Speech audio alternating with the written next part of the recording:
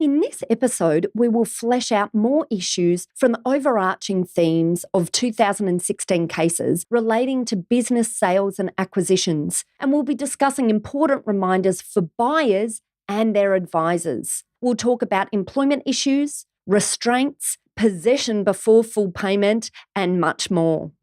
Ladies and gentlemen, good evening. Are you ready? Okay, here we go. You're listening to the Deal Room Podcast. Join us as we bring you the inside scoop on business sales and acquisitions. Get across trends in the area and hear the industry's best recount their real-life tips, traps, and experiences. Now, here's your host, Joanna Oakey. Welcome to the Deal Room Podcast. I'm Joanna Oakey. Equally, last year contained some important reminders for purchasers and their advisors in the area of misleading and deceptive conduct. Firstly, and most importantly, the first resort has to be good quality due diligence. And we'll talk about due diligence probably quite a few times moving forward in the Deal Room podcast episodes. We'll talk to advisors who are involved in the due diligence process. We'll talk with advisors who are engaged in finding holes in material that's been produced as part of due diligence. And we'll also talk about business owners, about their experiences with due diligence to give it a really rounded approach of where the risk and traps are moving forward. But for today, I think in terms of understanding the high-level themes, the first thing just to bear in mind is that in buying a business, purchasers and their advisors need to make sure that they're undertaking investigations that help really understand the business that's being purchased. They need to be asking the right questions. They need to be drilling into information thoroughly, because many of the cases that we had related to financial information being misleading. Sometimes it related to client contract information being misleading, and in some cases it was even lease information that was misleading. There was one great case last year, which I thought was quite memorable, where a lease didn't even end up existing, so the poor purchaser was left after the sale without any premises. So in the future, we'll go through some of these cases and talk more about how you avoid this sort of risk from occurring. Because even though in many of these cases the purchasers ended up being awarded damages by the courts, in some cases they weren't. And even for those who were victorious, it was in many instances a hollow victory, because by the time you get a matter to court, you've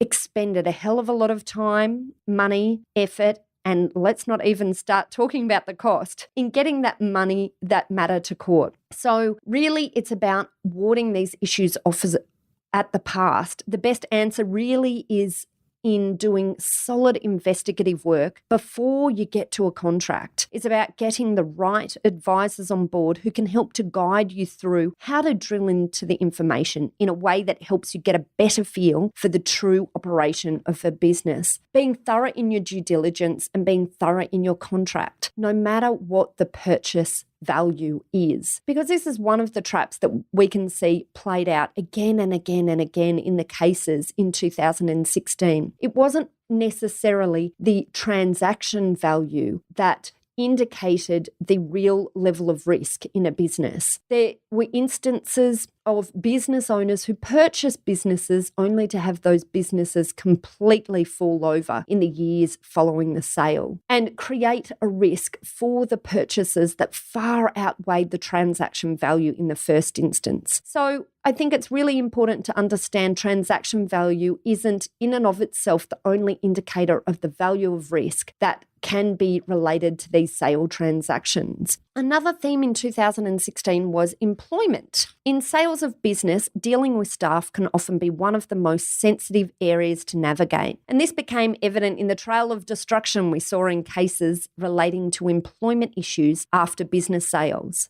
The major employment theme in 2016 was the question about whether an employee is considered to be a transferring employee under the Fair Work Act, and therefore whether their period of service for the previous employer, i.e. the seller, the vendor, would be recognised. The determination of this area has wide-ranging implications in relation to areas like termination of employees. In one case, a member of staff that was sacked soon after the business purchase completed brought an unfair dismissal claim. The purchaser argued she was sacked because she had sent a client list to the previous owner. Fair enough, you'd think, but the court didn't so readily agree. They did, in the end, side with the purchaser, but in a fairly awkward way that could have easily swung against the purchaser.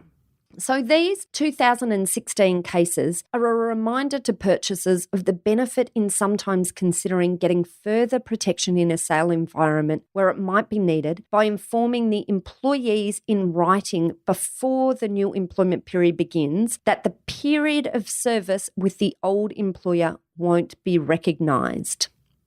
All right, so moving on, the next theme in 2016 cases that I want to discuss is restraints. The 2016 restraint cases generally revolved around the reasonableness of the restraints the contracts sought to impose, and thus whether or not they were actually enforceable.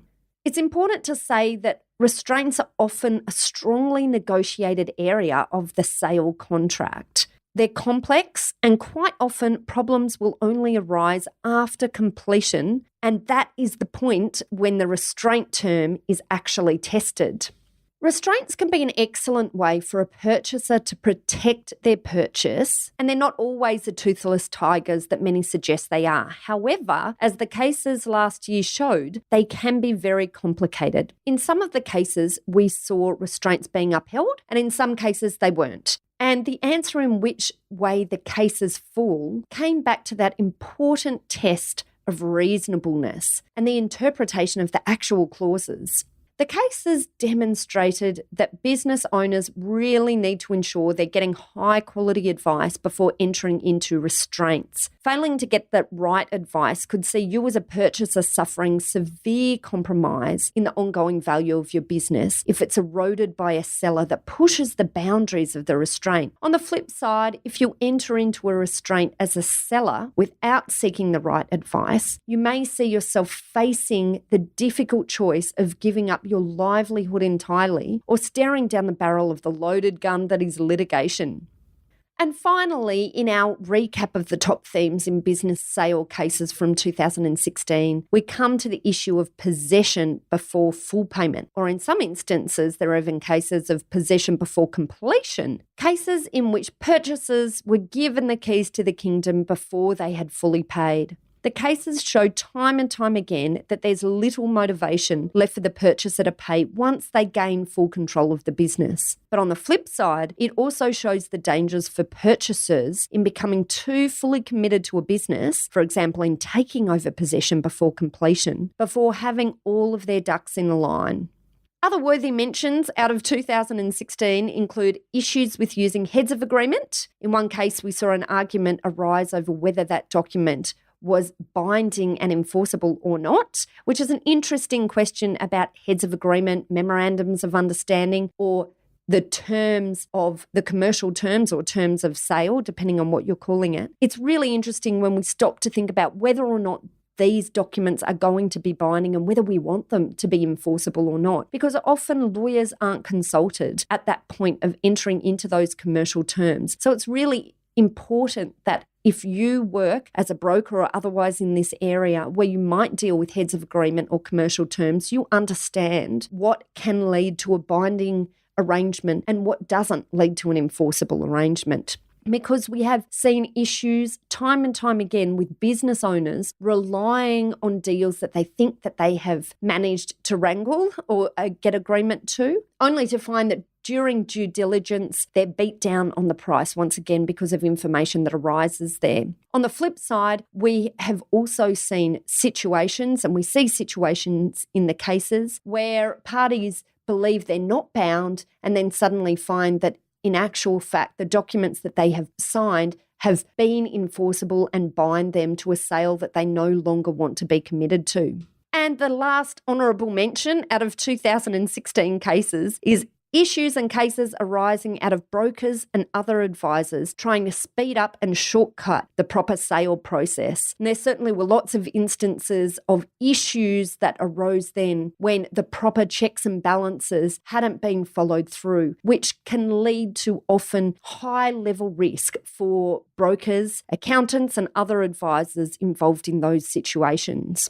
So I think the major overriding theme out of the 2016 business sale cases is simply about detail and about getting the right group of advisors on board in a timely way.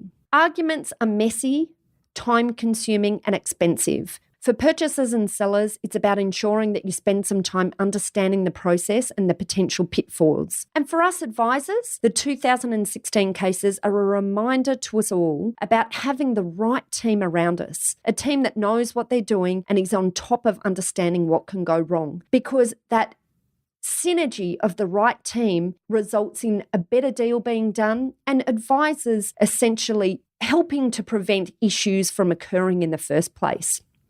So I hope you enjoyed this little journey through the 2016 cases. These cases are often extreme examples of issues that can arise, but it's a really useful exercise to keep on top of understanding what makes it to court. Because as I said before, more than 95% of disputes won't make it that far into court. It gives us great insight into how to deliver exceptional outcomes to our clients. And it's a great display of the sort of information that we'll be providing to our listeners through the Deal Room podcast in future episodes. So the format of the Deal Room won't usually be like this. I just wanted to kick it off by giving you an overview of the legal and financial issues at play, some of the things to consider if you're a buyer or seller, and some of the things that you should be considering if you're an advisor in this area. Moving forward, we'll be interviewing experienced professionals in the industry and buyers and sellers who have walked the path themselves. We'll also from time to time go into some of these past cases to provide real and current information about risks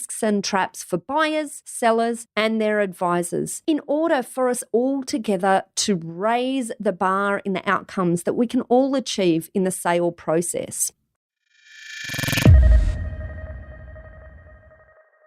Thank you for listening to the Deal Room podcast. This was the last episode in a 3-part podcast launch series for the Deal Room. We identified the key areas from recent cases that are important for buyers and their advisors to be reminded of. Now, in just a few days' time, Elizabeth Lee, who heads up our commercial law and acquisitions divisions at Aspect Legal, will join us in our next episode of the Deal Room to talk about some legal tips to prime businesses for market. So I hope you'll be able to join us for that episode. If you want to make sure you don't miss an episode, please subscribe to the podcast through iTunes or your favourite player. And if you like what you heard, you're in for a treat. We're giving out 6 bottles of Moe to the first 6 people to leave us fabulous reviews on iTunes. Please note, this offer is only valid today, the 15th of August 2017, and is available to anyone listening within Australia. So once again, thanks for tuning in, and we'll see you next time. Ladies and gentlemen.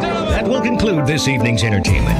Thanks for listening to the Deal Room podcast. To find out more about this episode and other episodes in the series, check out the show notes or head over to our website at thedealroompodcast.com.au.